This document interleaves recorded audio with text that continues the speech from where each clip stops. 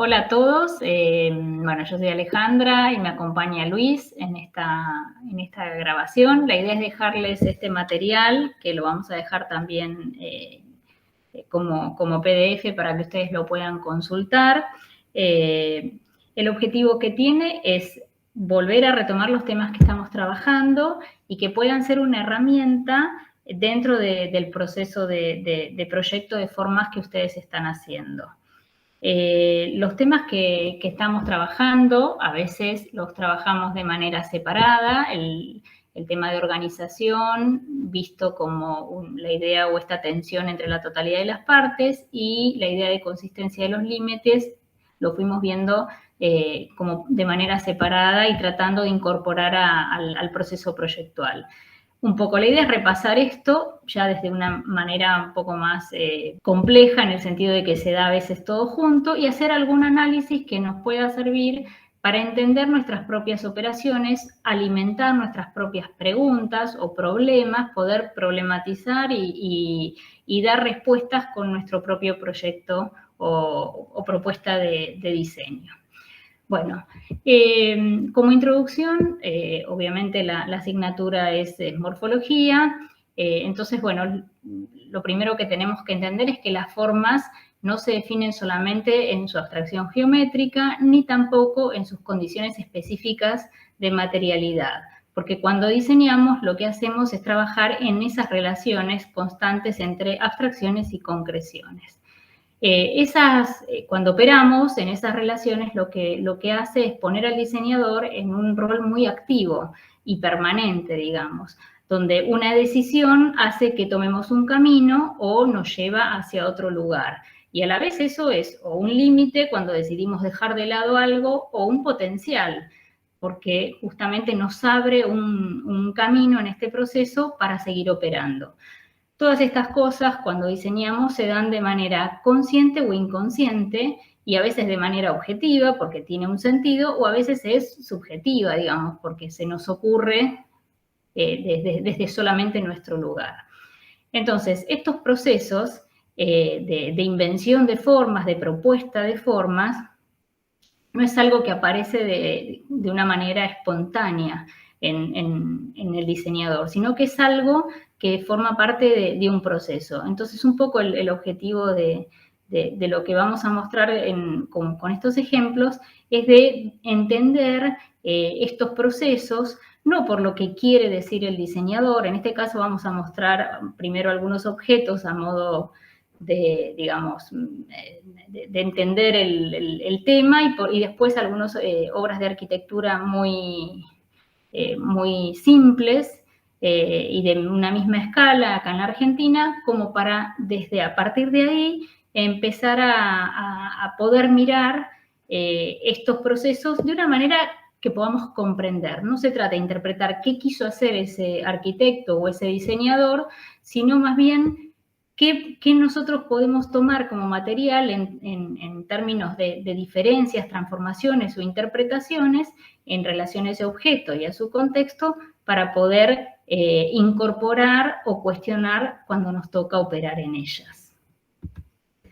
Uno de los criterios que nosotros trabajamos es el criterio de organización. Y nosotros en el criterio de organización lo queremos trabajar, o lo trabajamos desde la idea de totalidad partes. ¿Por qué? Porque entendemos que una forma no es una cosa continua o indivisible. En general, cuando individualizamos una forma es porque la concebimos como separada de otras cosas. En el caso de objetos, por ejemplo, puede ser una silla, es un objeto que se individualiza de otras. Y lo que tratamos de trabajar después dentro de ese objeto es esta lectura de sus partes que nos da la percepción, como decíamos antes, puede ser por la geometría o puede ser por la materialidad o por, digamos, lo complejo de todas esas cosas. Entonces, en estos tres ejemplos que hay acá abajo, yo los ubicamos en tres grupos, el A, el B y el C, digamos, donde en el A, que sería el de la izquierda, la obra se evidencia como una unidad totalizadora, completa y acabada, no se ven partes. En el grupo B tenemos, que es la silla Rietveld, que es un conjunto formado por la sumatoria de partes, jerarquizando los elementos por sobre la totalidad. Por ejemplo, el respaldo con un color distinto es mucho más importante tal vez que la idea de totalidad. Y finalmente el grupo C, que sería una tensión entre estos dos extremos que mencioné antes, donde las partes, o sea, no es una unidad, tampoco es una exacerbación de las partes, sino que se relativizan estos extremos.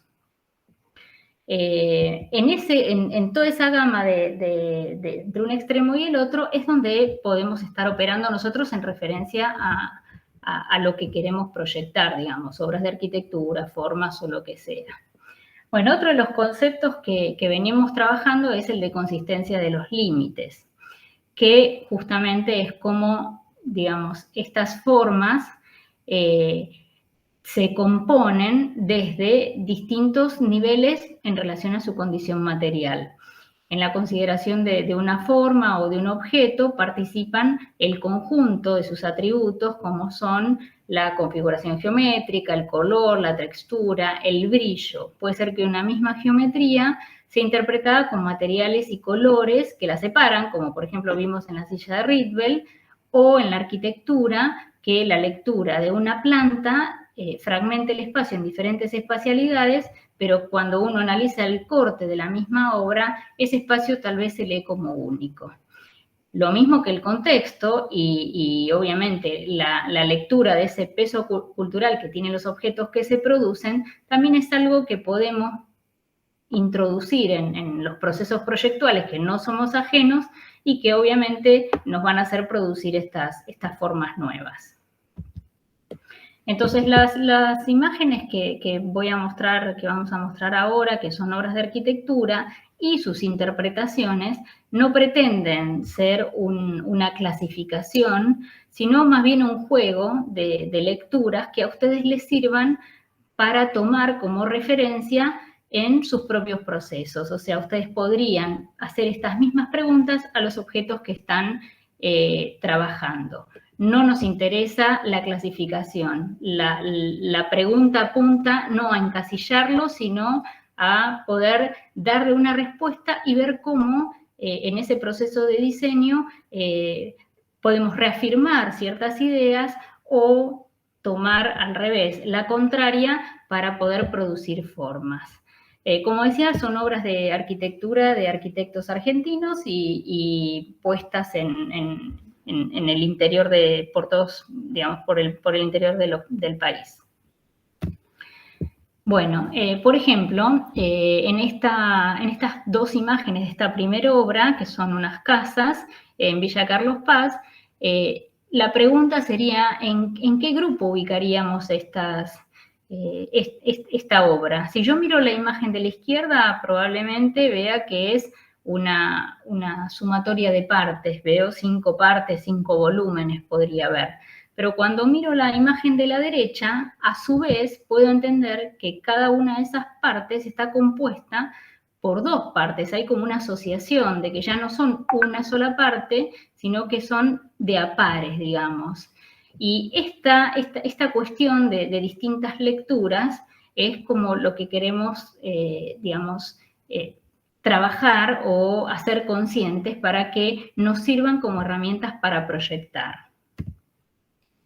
Digamos, con la misma pregunta, digamos, según el punto de vista que yo tengo de la obra o cómo se me muestra esta obra, ¿qué lecturas puedo hacer de esta idea de totalidad o parte? Si miro la imagen superior, tal vez puedo interpretar que está formada por 3 partes, como estas 3 bandas horizontales, por la geometría, por las formas. Y si lo miro desde el otro lado, ¿son 3 partes o ya dudo si son 3 partes, si son 2 y algo más que aparece?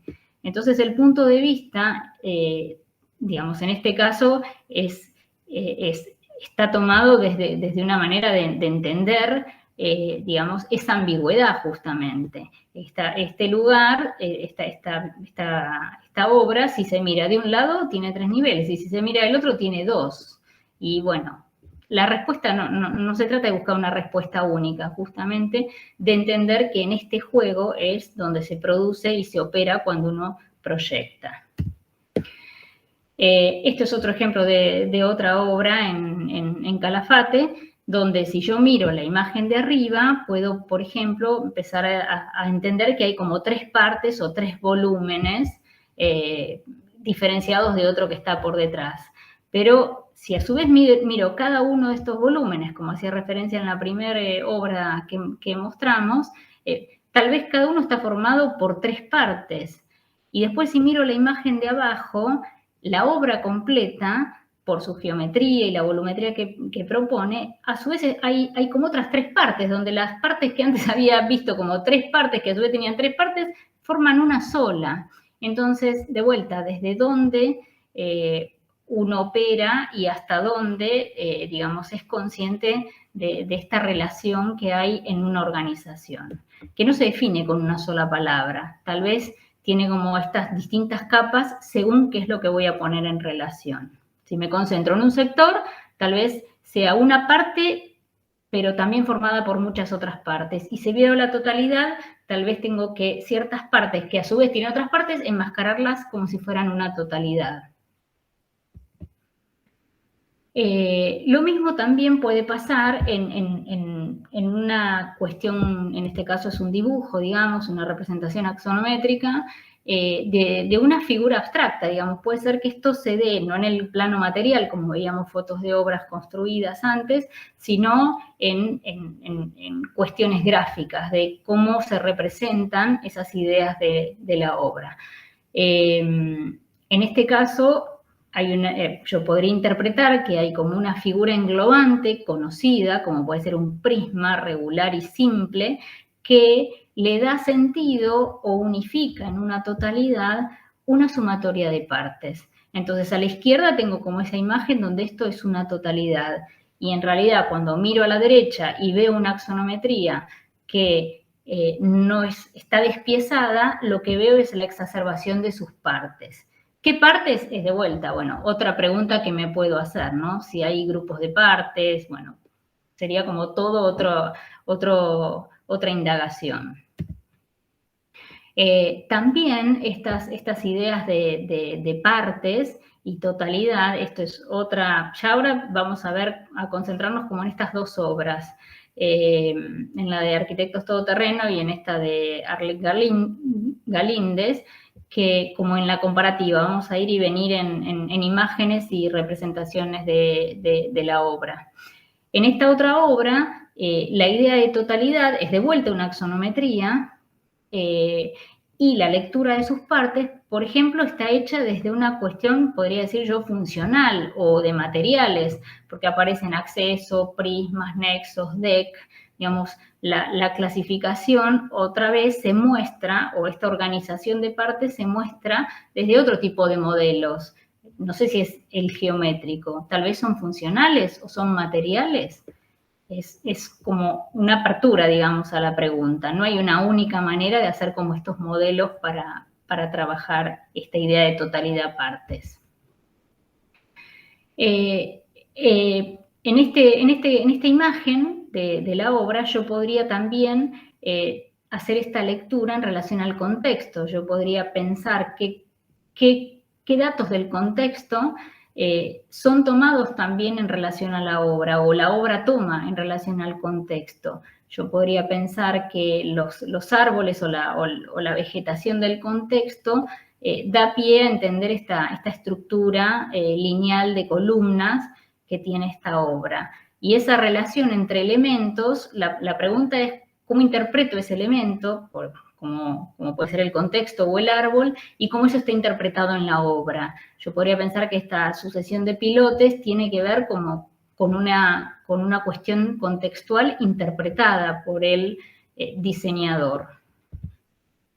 De la misma forma esta otra obra, tal vez el tema de las montañas, da lugar a que aparezca esta geometría o esta juxtaposición de volúmenes y esta no linealidad o ortogonalidad de la obra. Es por el contexto y cómo se interpreta ese contexto. Pero de vuelta, como diseñador, yo primero tengo que ser sensible a interpretar ese contexto. El contexto puede tener datos que yo pueda traer a la obra. El contexto no es una cosa, o sea, es una cosa inerte en tanto y en cuanto yo no lo quiero traer como un elemento a trabajar de manera activa en el proyecto. Bueno, en este caso, con estas dos imágenes, que de vuelta es interesante también ver que la fotografía y el contexto y la obra, en este caso construida, se puede mostrar en el caso de la imagen de la izquierda, que sería como una perspectiva con dos puntos de fuga, donde se ven dos lados de la obra, es como más dinámica, y en la derecha, que remite a una perspectiva con un punto de fuga, donde la imagen es más estática y se muestran menos cosas, la imagen más frontal de la obra. Pero en ambas yo podría establecer también algunos criterios en relación a estas cuestiones de partes y totalidad. Podría ver que esto tiene como un basamento formado por la estructura de pilotes, un desarrollo formado por una parte más cerrada y un remate por estas terrazas o galerías que tiene, o semicubiertos, perdón, que tiene como en las terrazas. Pero también, si me concentro en cada una de esas partes, yo en la parte central del desarrollo podría ver que existen dos materiales, que convive el vidrio con la chapa, y entonces empezar a ver que hay otras partes dentro de esa misma parte. Lo mismo con esta otra obra, si yo, un poco referencia a la primera diapositiva que les mostraba, si yo miro la imagen de la derecha, veo, bueno, esta juxtaposición de volúmenes y cada una de sus partes, digamos, las partes cerradas, las partes abiertas, el vidrio, la ventana con el cerramiento de madera. Y si miro la de la izquierda, ya eso cambia y lo que empiezo a ver son los volúmenes en relación a estas circulaciones mucho más transparentes. Entonces la idea, digamos, de la parte otra vez es reinterpretada en relación al punto de vista o a cómo quiero interpretar yo esas ideas. También podemos pensar que el encuadre es un tema muy importante a trabajar. ¿Por qué? Porque una cosa es cuando uno habita la obra y libremente, digamos, percibe en el espacio las cuestiones, digamos, o los elementos.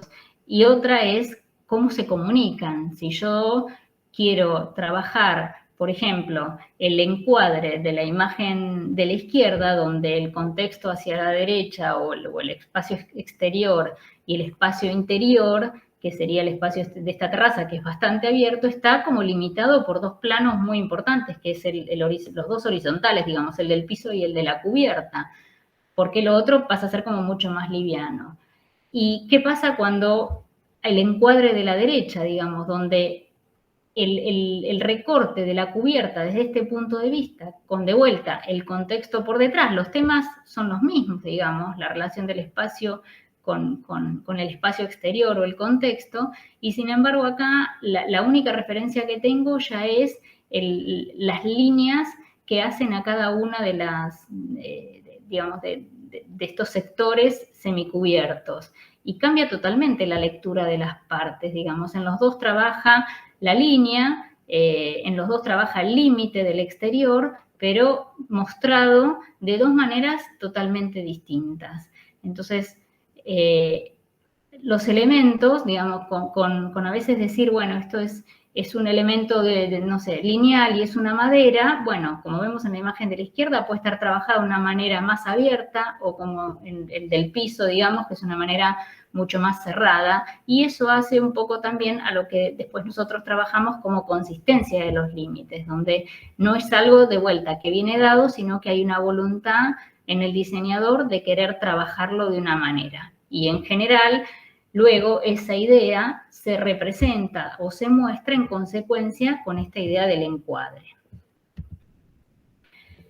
Lo mismo podríamos decir acá, digamos, cuando el exterior trabaja el tema de los límites o de la consistencia de los límites con una materialidad, en este caso, de vuelta, la madera, no es lo mismo la madera puesta en el piso, en el deck, que la madera puesta como revestimiento, y después pensar que en estos interiores, que sería la imagen de la derecha, eso desaparece y solo queda, por ejemplo, la madera del piso de plano horizontal y el interior de ese otro espacio, que no sé si es interior, exterior o, digamos, me interesa, pero es diferente en la misma obra. Una cosa que pasa en el exterior puede no pasar en el interior. Quiero decir que no son homogéneos, digamos, los materiales o las decisiones de materialidad en cuanto al espacio en relación al interior o al exterior, en algunos casos.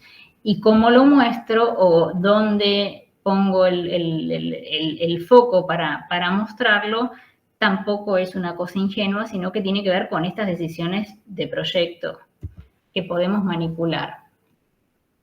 Bueno, en otro momento también mencionaba la cuestión de las plantas, digamos, cuáles son los criterios de organización que pueden variar en las distintas plantas o los distintos niveles de la obra, como en este ejemplo yo puedo leer a la izquierda la planta de estructura, que más allá de la estructura o de lo que sea, lo que muestra es como una grilla homogénea, la figura pregnante del cuadrado y digamos, su ritmo equivalente, y después en la planta que está llamada central, que es la de arquitectura, el recorte que aparece de ese cuadrado ya empieza a desequilibrar. Si bien se mantienen algunas líneas, como el centro, el dormitorio y el estar son cuadrados, hay otra parte que le resta espacio por la escalera que aparece y segmenta el espacio de una manera que guarda el rastro de la geometría, pero no es literalmente igual. Y después, en la planta de estructura de la cubierta, de vuelta retoma tal vez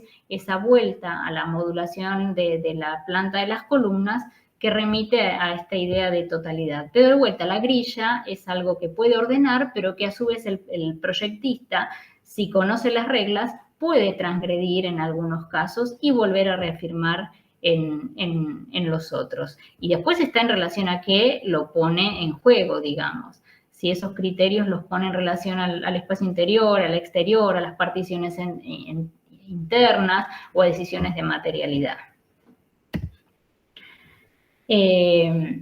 También en el estudio de las vistas, uno puede trabajar este criterio de organización y variar, digamos, esto que mostraba antes en la foto y decía de basamento, desarrollo y remate, y cada una de estas partes compuestas por otras partes, siendo que esta obra tiene como una representación muy, muy simple, pero aparece esta idea de partes.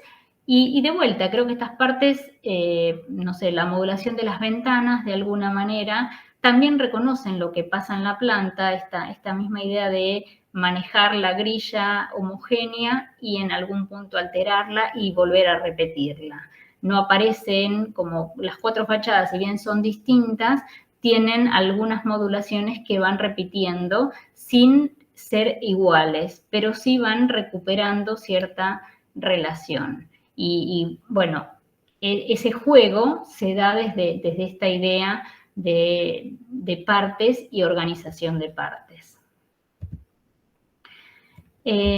Acá también, esta es la otra obra y, digamos, la representación me hace pensar en, si yo miro la planta que tengo acá abajo a la derecha, parecieran ser 5 volúmenes. Si miro la planta que está a la izquierda abajo, son 3 volúmenes. Y si miro la de arriba, es un volumen, digamos. ¿Cuántos volúmenes tiene la organización? Según por dónde esté cortando en la planta, o sea, la sección horizontal, se va a mostrar de diferentes maneras. Y también en el corte, digamos, esta idea de cuáles son sus límites, los límites del espacio. Cuando yo dibujo la obra, por ejemplo, el corte de abajo, es el corte por un volumen, pero en realidad el terreno está incorporado como parte de la obra o de la lógica de la representación de la obra. ¿Qué quiero decir con esto? Que como vimos antes en las fotografías, la obra el contexto es un componente muy importante en la obra. Entonces, en el dibujo, no dibujo un corte sin sentido. Tal vez dibujo un corte donde reconozca esas ideas que tuve en cuenta al proyectar. Lo mismo en el corte central, con el tema de la circulación, digamos, cómo se abren los volúmenes en esta idea de circulación, o bueno, o el corte más arriba, que de vuelta exacerba como esta cuestión de las circulaciones en relación al terreno y el volumen que queda de vista. Ninguna de estas tres cortes carecen de intención para el proyectista.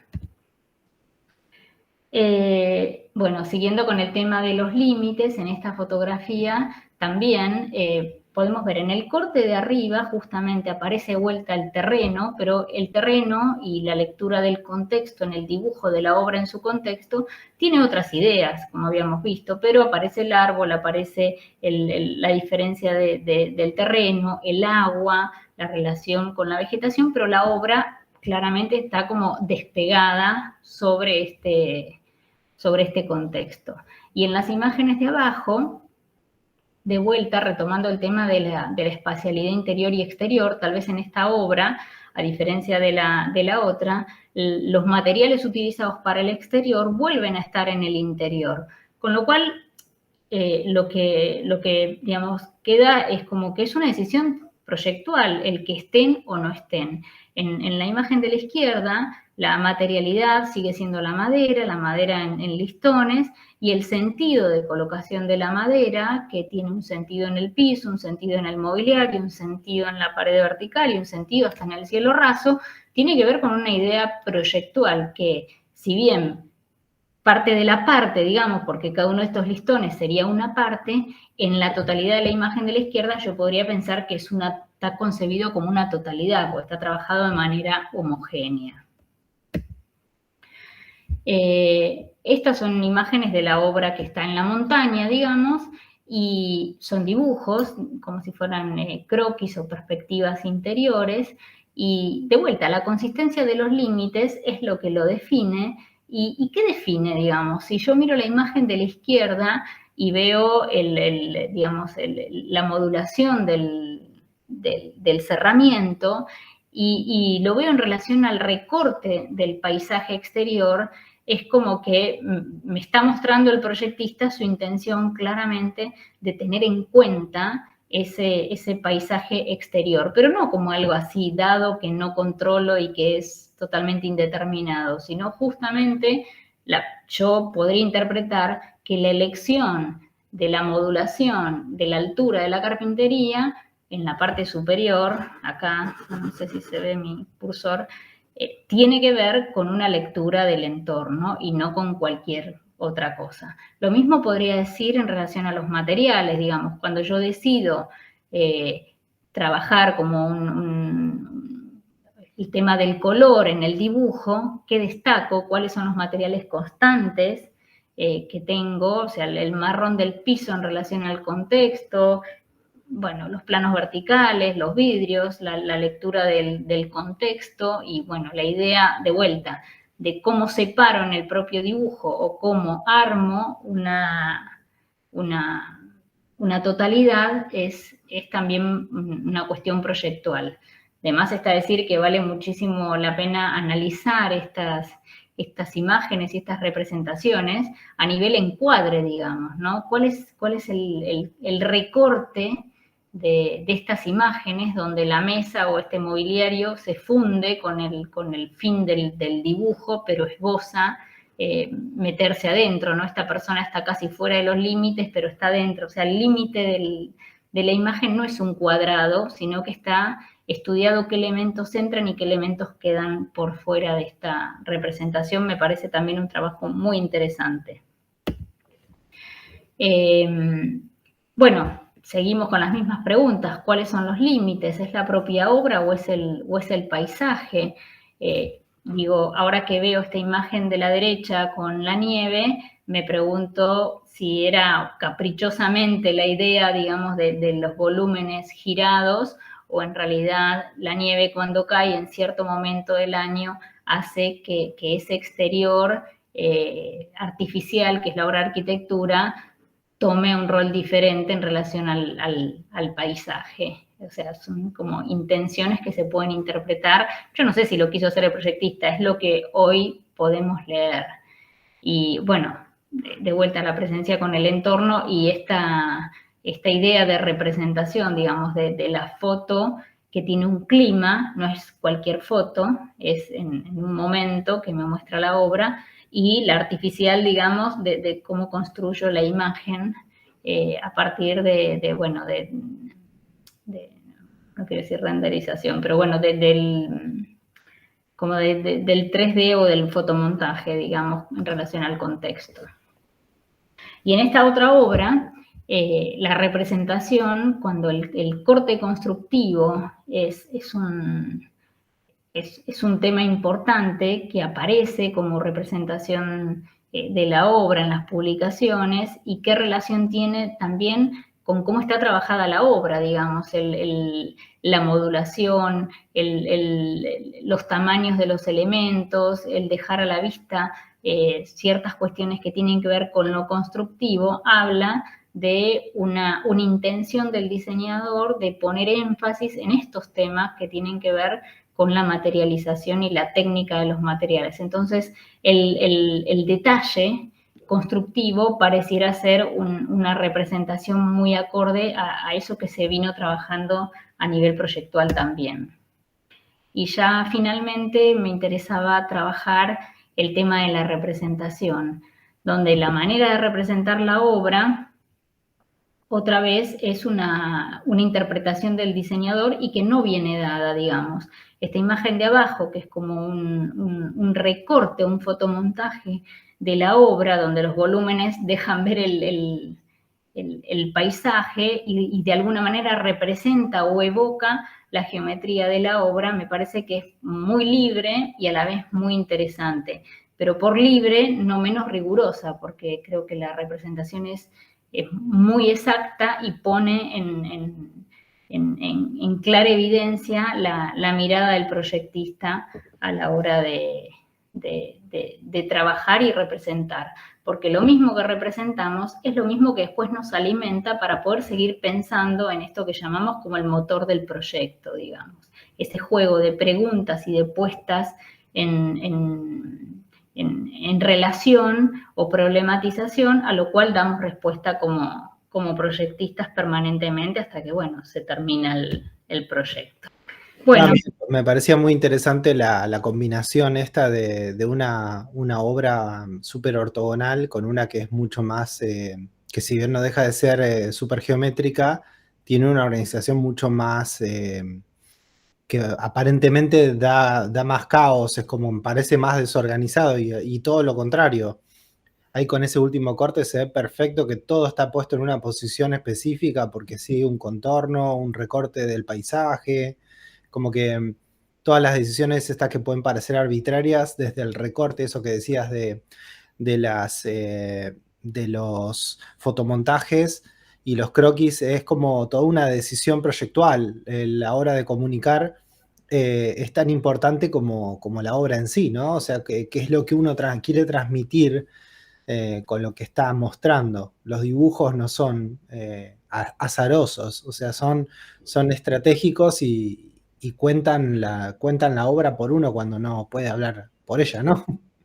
No, y también yo creo que es esta cuestión de que cuando uno hace ese dibujo, justamente te vuelve a constituir la misma, o sea, la misma cosa cambia, digamos. Si vos no haces ese dibujo, no te das cuenta que podés manipular o en relación al contexto o en relación al material o a la técnica, qué posibilidades tenés a la hora de diseñar. Entonces, es también no solo para mostrar, sino también para seguir trabajando y profundizando en esas decisiones. Por eso estas obras son como muy simples de leer, de interpretar, pero son muy profundas en este juego del proyecto, digamos, todo está pensado, todo tiene un sentido. Y lo que nos toca a nosotros no es adivinar lo que quiso hacer el proyectista, sino alimentar en esas estrategias, digamos, si quiero trabajar con ciertos elementos, bueno, ¿cómo los pongo en juego? Después, obviamente, podrá ser otra obra, pero lo que no puedo es no ponerlos en juego, digamos, interpretar como que las cosas son inertes, la geometría, el contexto, la técnica, el material, lo que sea, es algo a proyectar también. Bueno, Esperamos les sirva, les vamos a dejar igual el documento para que lo vean y a mí en particular les recomiendo que abajo el documento tiene la referencia del lugar, la obra y el arquitecto, que investiguen y amplíen este tipo de obras que son de arquitectos argentinos, que son desde mi punto de vista muy valiosas como material de estudio.